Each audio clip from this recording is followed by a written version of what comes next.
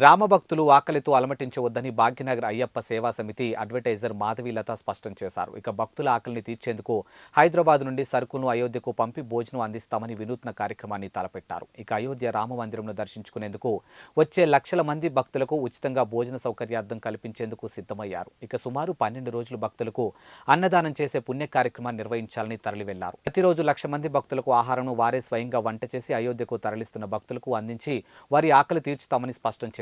అందుకు సంబంధించినటువంటి ఆహార పదార్థాలను తరలించే వాహనంను మాధవీలత జెండా ఊపి ప్రారంభించారు.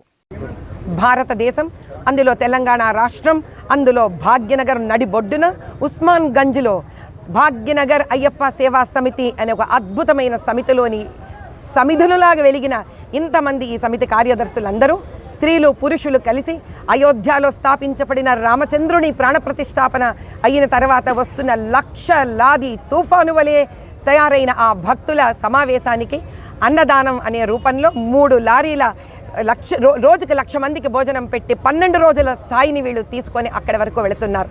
ఇది అందరూ అక్కడ హనుమాన్ గడిలో వీళ్ళందరూ ఉండి అక్కడ వంట చేసి ఈ సామగ్రితోటి అక్కడ ఉన్న భక్తులందరికీ ఆకలిని తీర్చే అన్నప్రసాదం కింద రామచంద్ర స్వామి దీన్ని మార్చాలని, ఇది ఇక్కడితో అన్నపూర్ణ తల్లిలాగా అనంతరం అఖండంగా నిలబడాలని చెప్పి ఎవ్వరూ కూడా అయోధ్యలోనే కాకుండా భారతదేశం మొత్తంలో సనాతన హైందవ ధర్మ భక్తులు ఎవరు ఇప్పటి నుంచి ఆకలితో ఉండకూడదని, అటువంటి అన్నమే ఇది ఇక్కడి నుంచి వెళ్ళాలని కోరుకుంటూ సీతారామచంద్ర ప్రభువులకు నేను సాష్టాంగ ప్రణామాలు చేస్తున్నాను.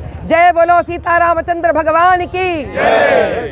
భాగ్యనగర్ అయ్యప్ప సేవా సమితి వాళ్ళ ఒక సలహాదారురాలుగా, వాళ్ళ శ్రేయోభిలాషిగా ఈ మహాభక్తి యజ్ఞంలో నాకు కూడా ఒక చిన్న పాత్ర ఇచ్చినందుకు చాలా సంతోషపడుతున్నాను.